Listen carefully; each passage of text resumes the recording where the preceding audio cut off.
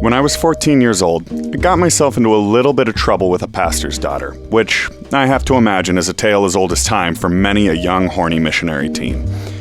It was pretty lightweight in the grand scheme of exploration, but the guilt I carried after that experience ate me alive.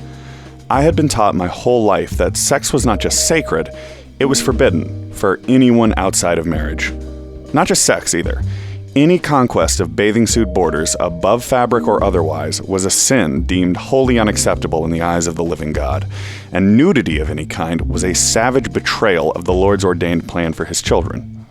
Young men in my community were taught that God was a literal king, and any Christian girls were literal princesses, so any foul play was tantamount to treason of the royal order, and therefore, emotional flogging was the justice mandated for such crimes. After a few weeks of wrestling with my own guilt and fear that the grazing of a lady lump would land me in the deepest fires of hell, I gave a full confession to my parents. They were pretty heartbroken. This sort of thing can cause turmoil in a Christian community, especially when living in close proximity in a foreign country. I was bequeathed to divulge the full extent of my waywardness in details one would never hope to speak to their parents, at which point the other pastor was made aware of my perversion. I then had to sit in tribunal with my mother and father, as well as the young lady's mother and father, who, might I remind you, was a goddamned pastor, and recall and recant all errors in judgment.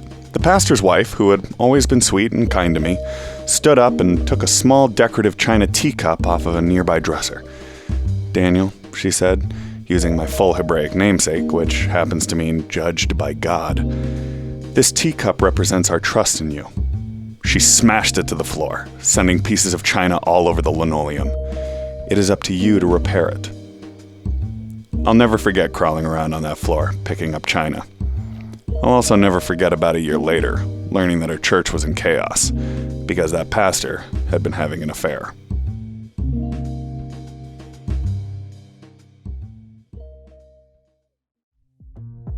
The church has a sex problem, nay, a sex addiction, and we aren't dealing with it in the right way. For 2,000 years, the church has been guilty of taking one of the most complex and natural elements of being human and said, "Bad. Don't look, don't touch. Until you're married, then it's the best thing in the world. Good luck." Christians, particularly American evangelicals, are obsessed with sex. We are obsessed with abstinence programs, purity rings, waiting for the one, and our honeymoons. Don't mishear me. I'm on board with what Johan is talking about.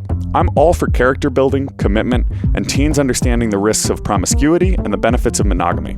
In many ways, I wish myself at 14 could have talked to a cool, handsome older guy who had committed to waiting as long as Johan did. But unfortunately, that's not the experience I had, and it's not what many others are getting. Every adult I knew who talked about sex had engaged in premarital sex, and when asked about the subject, talked about how that was before they knew Jesus and had been saved. Sex is often treated as the most egregious sin someone could commit, a line that fundamentally changes who you are once crossed. A young person's value is often linked to their purity and sexual discipline, and impurities in sexual history are treated as scars and disfigurements you and anyone who loves you will have to fight to overcome. The landscape of sex is treated like a war zone, in which the world will seek to maim and destroy as many members of the Lord's army as it can, leaving young men and women incomplete, broken, and marred. If you think I'm being overdramatic, consider the fact that key reading on sexuality for boys in many youth groups is literally titled "Every Young Man's Battle." It creates a dynamic of affliction that can either make those who stayed pure feel like righteous war heroes, and those who did not feel like wounded and disabled vets who will spend their life begging for society's scraps, while the holy and just will get the good stuff. We also paint the picture that waiting for one's wedding night will yield a perfect and serendipitous marriage, not to mention a monogamous sex life as wild and unchained as a letter to Penthouse. Christian boys and girls grit their teeth, avert their eyes, and hold their legs together as long as they can, trying to hold on to the thing they have been taught is the key to health and happiness, a clean slate. This often leads to young marriages in the 18 to 22-year-old range, many of which end in brutal divorce. Because of course they do. Who the hell knows who they are at 22? However, a quick Google search of something along the lines of "regret waiting for marriage" reveals some pretty sad stories about people who had their hearts ravaged by the disparity between Christian myth and marital reality. While it is true that many people have waited till marriage and had a wonderful, happy life, just as many have regretted their decisions. A honeymoon is a rough place to find out that you have no sexual chemistry, a medical difficulty that complicates the process, or even just the emotional trauma that comes with years and years of being told your value is your purity. Those feelings of guilt and shame don't vanish with some paperwork, jewelry, and a party. The church's treatment of sex is not preventing people from having it, it's just preventing them from discussing it openly. And when many Christians do avoid it, they often find it not the coital miracle they imagined it to be. I'm not meaning to make a sweeping moral statement here, and I'm not trying to rewrite scripture to fit my morality. I'm not telling you to go have as much strange as you have stamina for and treat it like it's no big deal.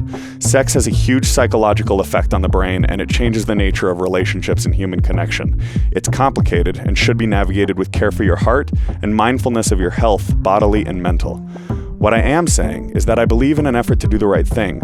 The church have made a delicate, beautiful thing an idol, and by not talking about it realistically and gently, they have exposed their own young people to greater danger and heartache. In many ways, culture and the church have done the same thing in opposite directions, taking sex and giving it more value than it probably has in the grand scheme of things. Sex won't make you feel whole and complete, and it won't always destroy your life and chance at happiness. I like what the Hebrew teacher said. "Come to me, all who are weary and burdened, and I will give you rest. Take my yoke upon you and learn from me, for I am gentle and humble in heart, and you will find rest for your souls. For my yoke is easy and my burden is light."